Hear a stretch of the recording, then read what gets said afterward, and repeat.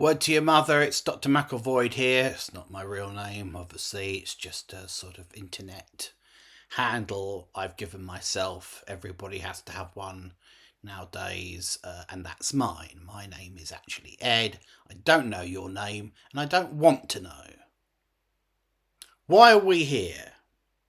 We're here to discuss Indiana Jones and the Dial of Destiny. Now, you've got a choice, it seems to me. You can go away and have a conversation with someone else about this movie who's less informed and hasn't really thought about it, or you can stick around and you can have that chat with me. Although obviously it's not a real conversation. I'm going to talk at you and you're going to listen. But if you have any opinions, comments, whatever, blah, blah, blah, you can put them in the comment thing. I won't read them, but you can put them in. So, why are we here? We're here to talk about the issues around the film. I've reviewed it already. Oh yeah, I don't mess about. I've done it. And that review, a link to that review will appear below in the information section below this videogram.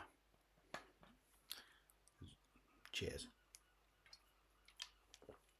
No, I've dragged you here today because, look, I'll be honest with you, there are some things about this film which I think are worth discussing. Confusing things. Because in some respects it's a very, very, very odd picture. Yeah, that's right, picture. It's old school, isn't it? I like that, you see. I like the old terminology. So, what's going on with Indiana Jones and Dial of Destiny, you ask? Well, first and foremost, let's talk about the fact that this is a movie for which all buzz was killed stone dead by the decision 1 month ago to screen it for critics at the Cannes Film Festival. And the critics at Cannes are not, Bill in the Daily Star or whatever, or your mate Patrick who works at the Gazette, or me for that matter, on the internets. These are allegedly professional critics from, broadsheet publications, etc., who have been invited to give their discerning opinions at what is supposed to be a highbrow forum, a forum of creativity, a forum of artistry, if you will. And it's to this forum that Lucasfilm sent Indiana Jones and the Dial of Destiny, their $290 million white elephant. Now, the critics didn't like it, and it was apparently received, I think the Variety said there was tepid applause or whatever. And having seen it, I can completely understand that reaction because when I'd finished watching it, I too was depressed and sad and felt the onset of death. And because it is a film about being old and about being lonely and about being past your best. And a film about loss. And a film about living in the past. Sounds exciting, doesn't it?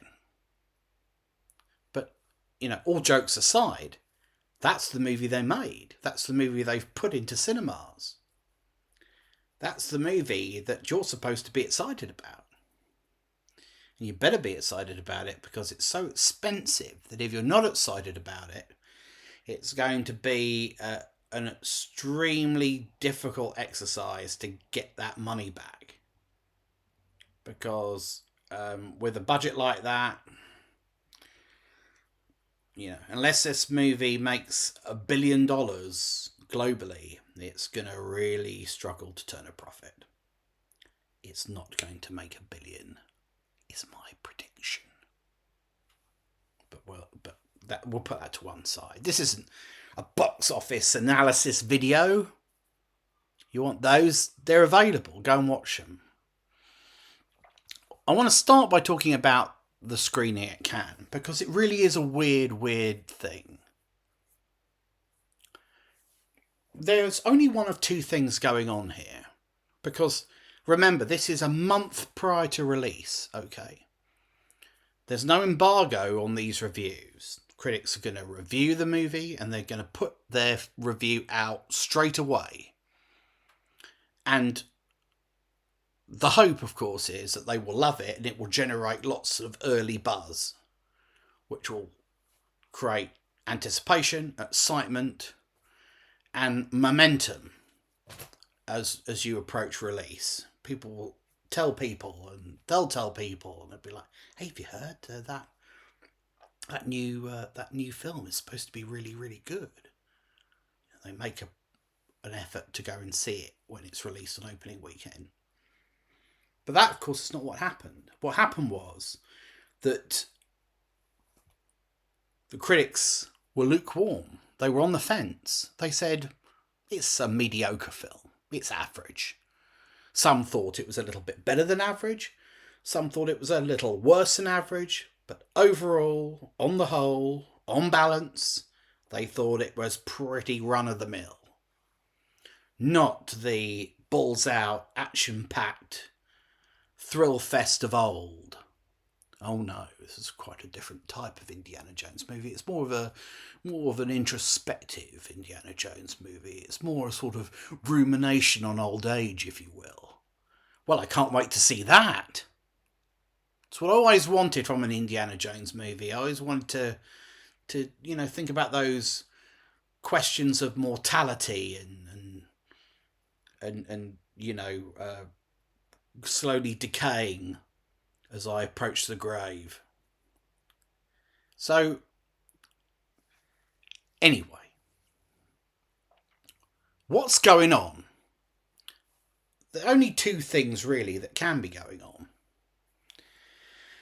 Either Indiana Jones and the Dial of Destiny is a Mel Brooks Springtime for Hitler style scam, in which that massive production budget has been raised by getting lots of separate individual investments from vulnerable old ladies, all of whom think they own 20% of the film and are expecting 20% return on any profits. Either it's that, and they were desperate that it should flop, and so they made damn sure that the most discerning group of critics in the world saw it as... I mean, I'm giving them a lot of credit here when I say they're the most discerning critics in the world. They do include, people like Robbie Collin or whatever, but, it's the Forum. The Forum is a discerning, chin-stroking, pipe-smoking kind of forum. It's that kind of place. So the critics are encouraged to be a little bit more discriminating than they would be if they were writing it up for a quote on the side of a bus for the Daily Star, right? So either it's that, either it is the mother of all scams. And in the highly unlikely event that it does turn a profit, Kathleen Kennedy and everyone at Lucasfilm is going to prison. Or they genuinely thought that they had a great film on their hands and they were proud to put it out there a month early because it was bulletproof. Wowzers. Oh, wow, it's going to be a smash. What a terrific job.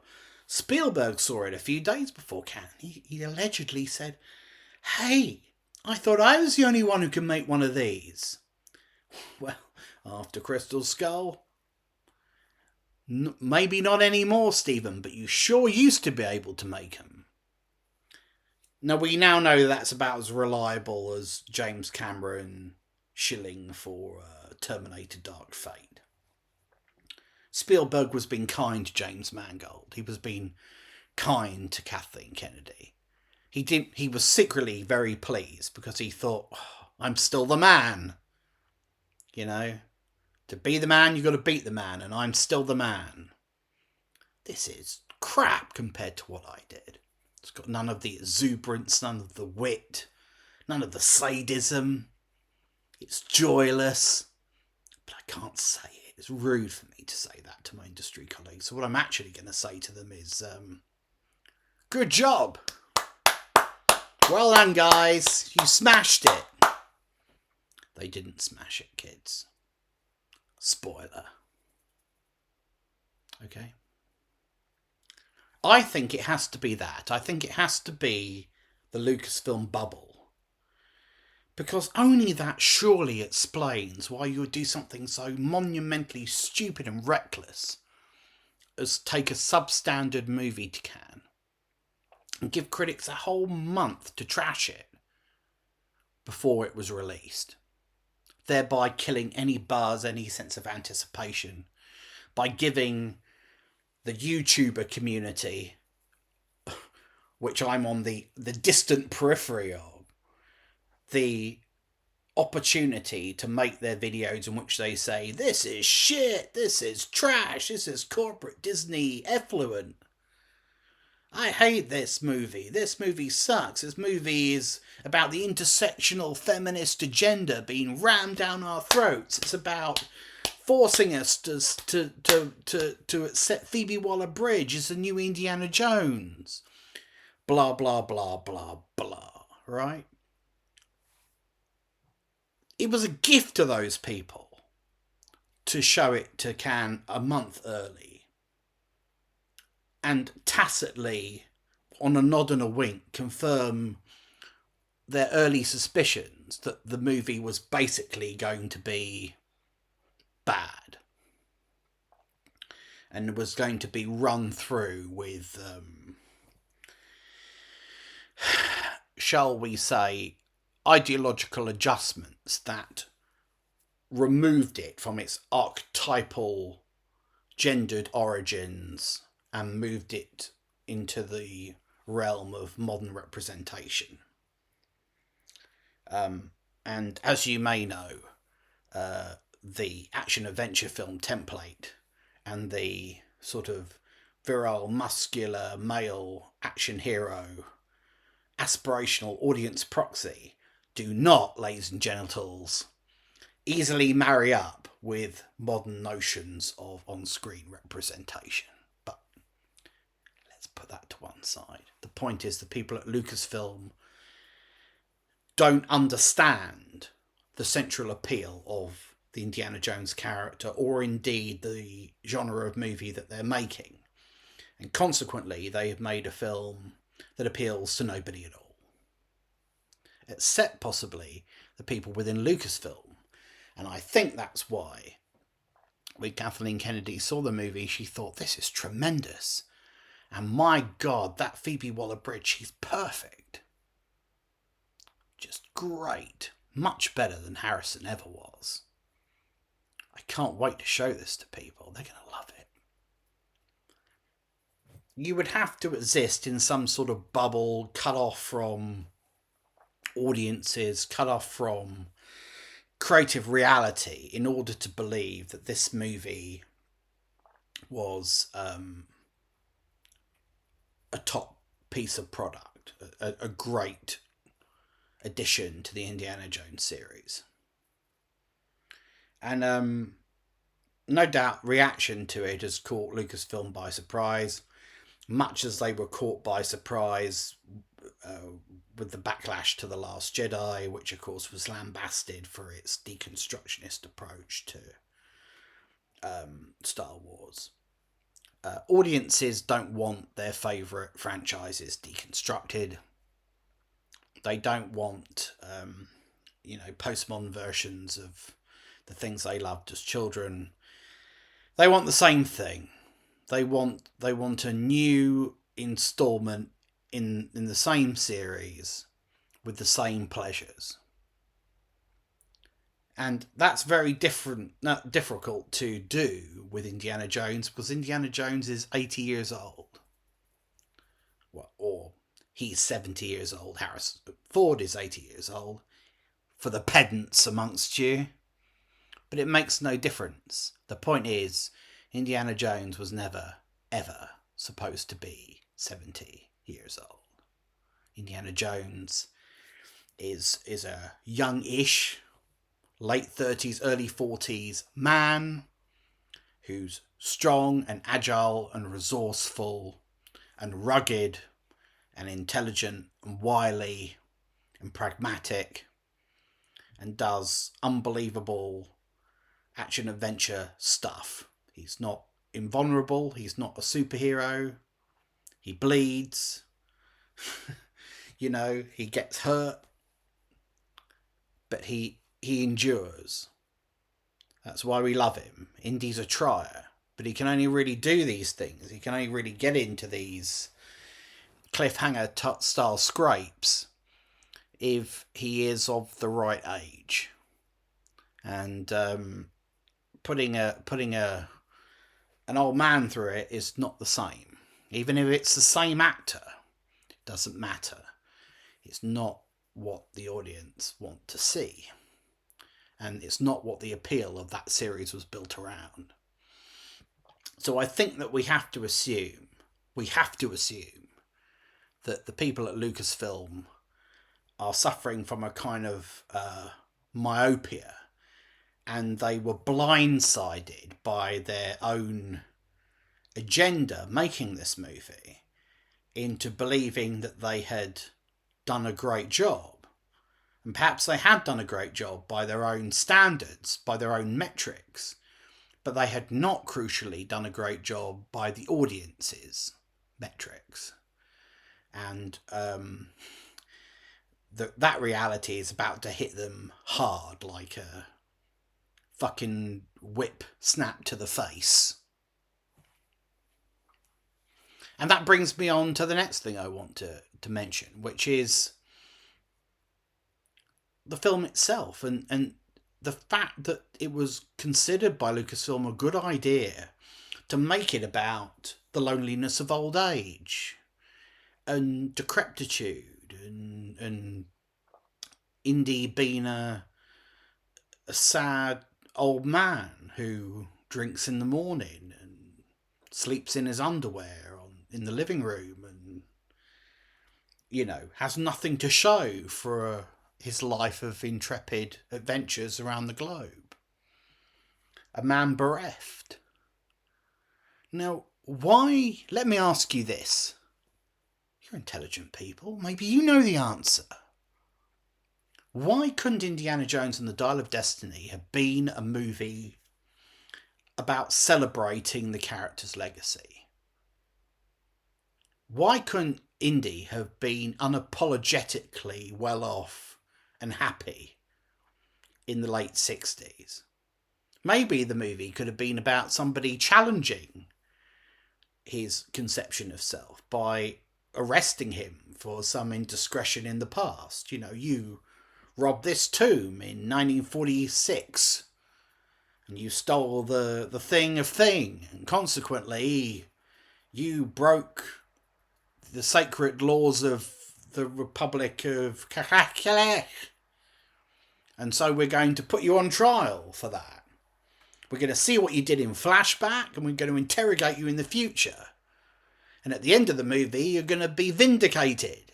You're going to walk out tall and proud, having demonstrated on the preponderance of evidence that you saved a nation and maybe the world, and that you are the good guy we thought you were at the beginning of the movie, and that you've got nothing to apologise for. You're Indiana Jones. And man alive, you have earned it. You've earned the adulation and the recognition that you've received. Why couldn't it have been that movie? Would that have been a problem? Well, because it's not... The trope now is to pick up a character from a few decades ago and have them washed out and depressed. And presumably contrast them with a sprightly, obnoxious know-it-all who, if it's a Lucasfilm, will be a young middle-class English woman. Because the company's got a kink about that. They've got a thing about that.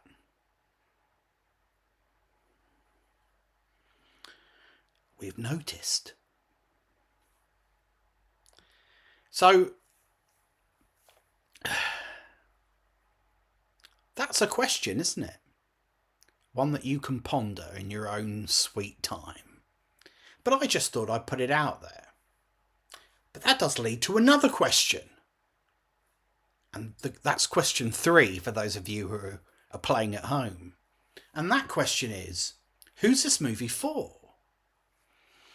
James Mangold made a really strange comment when he was doing his junkets. You know, he goes around and he talks to people from various outlets, and they all have a variation on the same conversation. They all hit their talking points. He gives his lines.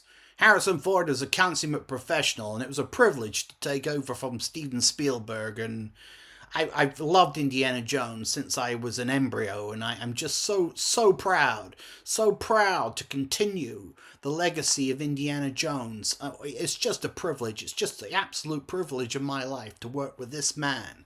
And oh boy, Phoebe Waller-Bridge, if you've seen her, my God, she is the up-and-coming thing, man. She is just absolutely on point.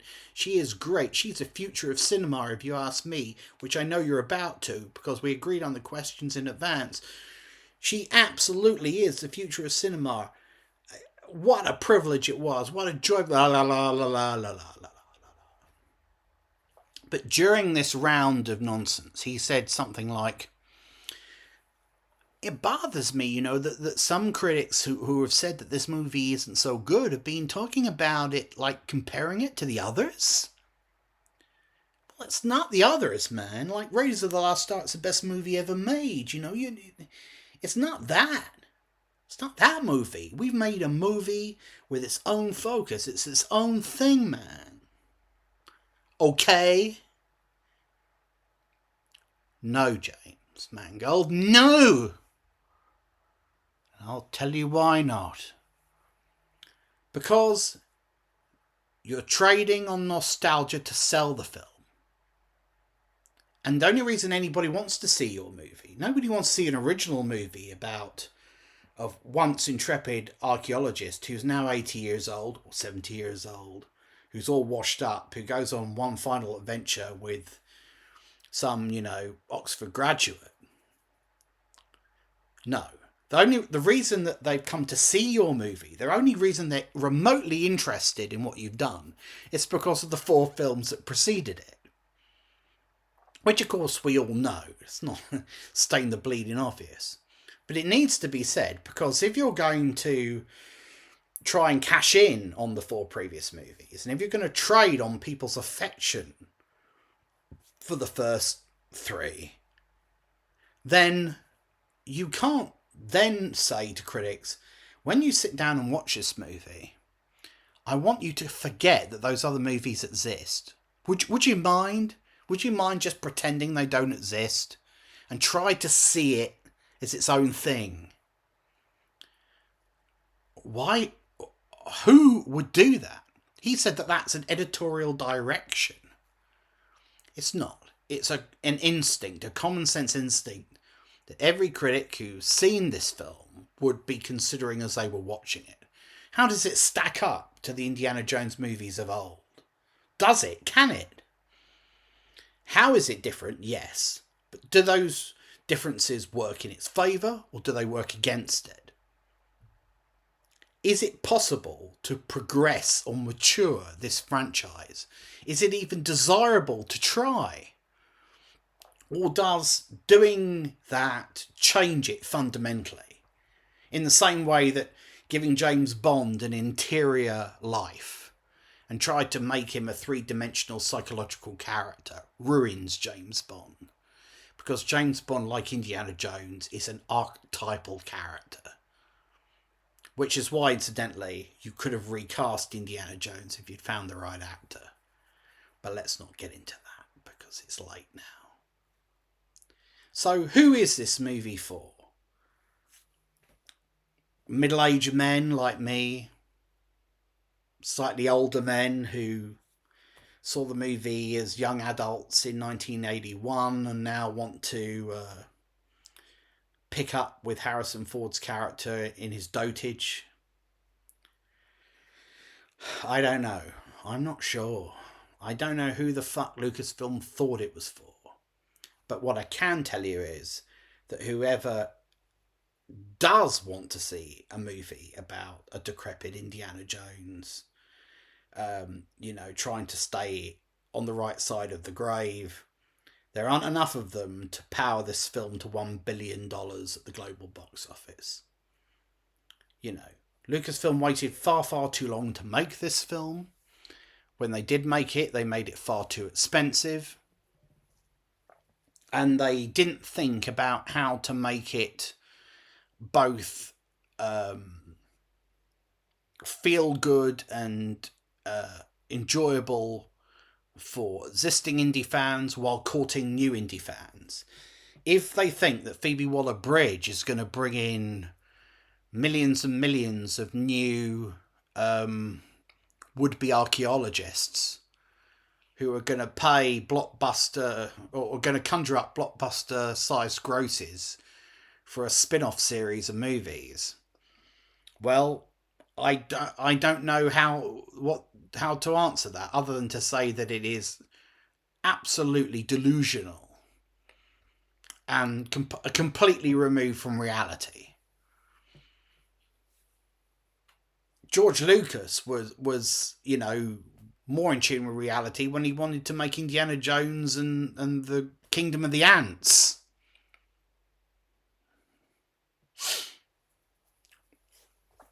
So finally, we're left with one question, which is that given that the Indiana Jones series is now over, and, please God, it surely must be, because I think that this film will comprehensively prove that the audience for Indiana Jones is gone. At least the 80-year-old Indiana Jones. If you could reboot it, you recast Indiana Jones and find the right actor and find the right director to bring the film to life with the right sensibility and the right visual flair, then yeah, theoretically you could have another set of hits. But I'm not advocating for that. I'm just saying that it's possible. But on the assumption that, well, the Indiana Jones series as we knew it is now over. And Star Wars is rapidly running out of juice. I don't think anyone really gives two shits about Star Wars anymore. Do you? Do you really? Come on, be honest. You don't, do you?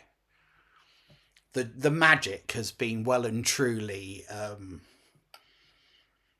diffused.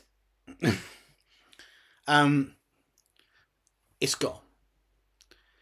The question is, should George Lucas, wanting to protect his own legacy and what was once his intellectual property, should he make an offer to Disney to buy back his company?